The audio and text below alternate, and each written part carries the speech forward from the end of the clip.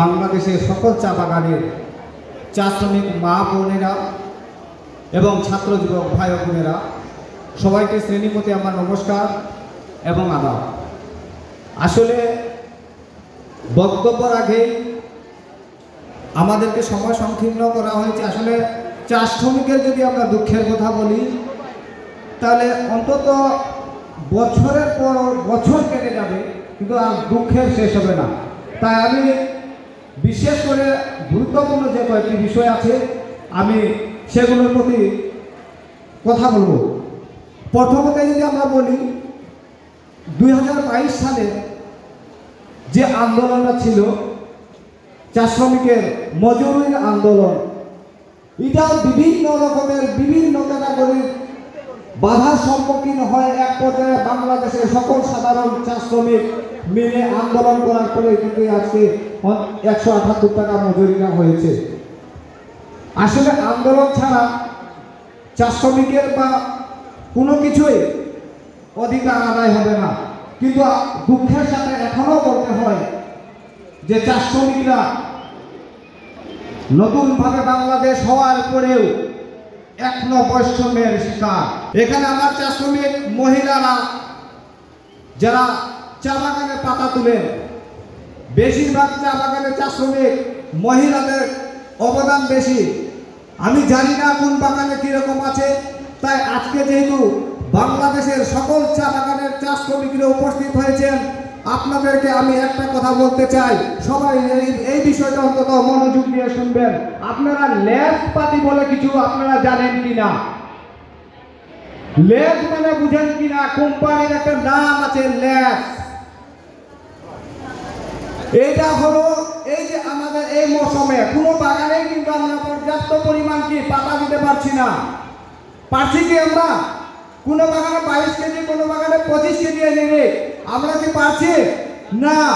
যখন আমরা 22 কেজি পাতা দিতে পারছি না, তখন এই কোম্পানিরা একটা ল্যাব শব্দ ব্যবহার করে তারা কি করছে? সেই পাতার পরিমাণে যেটুকু টাকা আসছে সেটুকু টাকা দিচ্ছে। আপনারা জানেন কি? তো আমরা যে সকল পাতির মৌসুম থাকে তখন আপনারা হিসাব করে দেখেছেন, আমরা 22 কেজি বা কোনো কারণে 25 কেজি, আমরা বিশেষ করে আমাদের লস্করপুর চা বাগানে আমরা 22 কেজির মধ্যে নিরিখ পাই। আমি 22 কেজি আমার বাগানের কথা বলছি। 22 কেজি চা পাতা যখন 178 টাকায় আমরা পাই, তখন এটা হিসাব করে দেখলে দেখা যাবে এটা 1 কেজির মধ্যে আপনার 8 টাকা পড়েছে। যখন এটা আমি আবার বেশি দেই তখন কত দেয় আপনারা হিসাব করে দেখেছেন? তখন দেখবেন আপনাকে 4 টাকা কেজি দিয়েছে, এর মানে আপনার 22 কেজির মধ্যে 88 টাকা পেয়েছেন। তো আমি যে সময় খারাপ সময় যাচ্ছে তখন কিন্তু মালিক আমাকে আরো 178 টাকা দিতে তার কলজা ফাটছে, কোটি কোটি টাকার মালিকরাও। আর যখন আপনি ভরা মৌসুমে বেশি পাতি দিচ্ছে তখন কিন্তু আমাকে আর সেই বাড়তি টাকা দেওয়া হচ্ছে না। তাই সবাইকে একসাথে একজুটে আমাদেরকে এই বিষয়টা সবার মাথায় রাখতে হবে, 3 টাকা 4 টাকা এই বেশি পাতিয়ে আমরা নেব না। আমরা যেটা এক্সট্রা দেব সেটার মূল্য তাকে এক্সট্রাই দিতে হবে। তাই প্রতিটা বাগানে এই জায়গার মধ্যে সবাই আপনারা খেয়াল রাখবেন। লস্করপুর চা বাগানে বাংলাদেশ ব্যাংক ইন্টারভিউর জন্য গেছে। আমরা চার পঞ্চায়েত কমিটির মধ্যে আমাদের সাথে কথা বলেছে, আমাকে জিজ্ঞাসা করেছে যে আপনারা ডিম দুধ প্রতিদিন খেতে পারেন কিনা। এটা কি সম্ভব বলা যে আপনারা প্রতিদিন ডিম ভাত আর এই মাংস মাছ ভাত খেতে পারেন?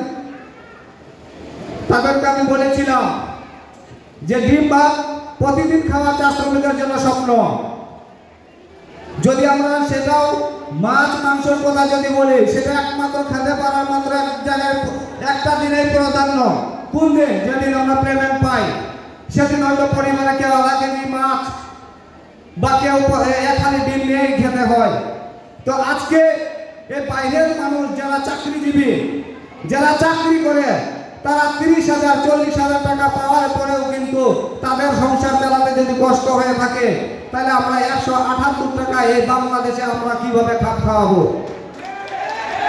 তাই আমাদেরকে এই মজুরি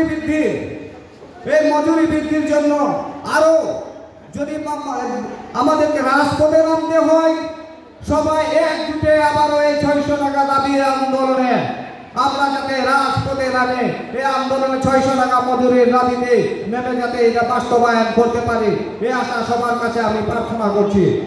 এবং শিক্ষা ব্যবস্থার কথা বলতে হয়, আমি জানি না এখনো বাংলাদেশের একটা স্বাধীনতা, নতুন স্বাধীনতা আসার পরেও বাগানজোড়ারে কিন্তু এখনো এই সরকারিভাবে কোনো স্কুল প্রতিষ্ঠান হয় নাই।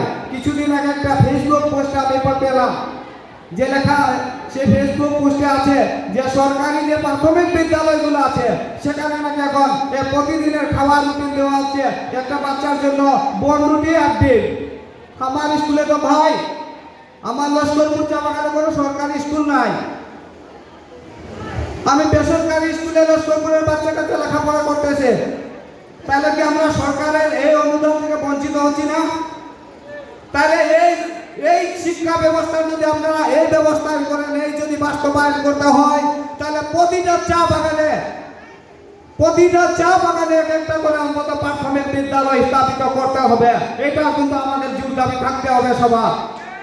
কারণ বর্তমানে আমরা যদি শিক্ষার দিকে নজর না দেই, সামনের ভবিষ্যতের জন্য চা শ্রমিকের জীবন আরো অন্ধকারে পরিণত হবে। যে জায়গায় শিক্ষা আছে সে জায়গায় অবশ্যই উন্নতি আছে। আমি বেশি কিছু আর বলবো না, আমি সবার সুস্বাস্থ্য কামনা করে আসলে আমার কথা যখন আমি বলি আমার আসলে কথার শেষ হয় না। আর চা শ্রমিক বিশেষ করে কি, আমি একজন সাধারণ চা শ্রমিক, নিজেও কত কষ্ট করে সংসার চালাতে হয় সেটা আমি বুঝি। আর এই যে এই জায়গাতে আসেছে, আমি বিশেষ করে আজকের যারা আয়োজক তাদেরকে অসংখ্য ধন্যবাদ জানাবো যে আমাদের যারা কথা বলার কথা তারা কিন্তু এখনো আমাদের জন্য কথা বলে না। যাদেরকে দায়িত্ব দেওয়া হয়েছে তারা কিন্তু আজকে আমাদের কথা বলে না। আর এখানে যখন আসেছে বাগানে ভাই বোনদের মধ্যে একটা পাঠ সৃষ্টি করে দেওয়ার রাজনীতিও করে তারা। প্রতিটা বাগানে এরকম যারা দুষ্কৃতী আছে, যারা এইরকম বিষয়, যারা আমরা চা শ্রমিকের জন্য কথা বলতে আসি আর আমাদের বিপক্ষে যারা এরকম কূটনীতি রাজনীতি করে, তাদের জন্য আপনারা প্রতিটা চা শ্রমিক মিলিত হয়ে একসাথে তাদের প্রতিরোধ করা আমি মনে করি দরকার আছে। আজকাল এখানে ব্যক্তিগত রাজনীতি, ব্যক্তিগত ফায়দার জন্য এখানে আমরা আসি নাই, এখানে আসেছি চা শ্রমিকের অধিকার বাস্তবায়নের জন্য।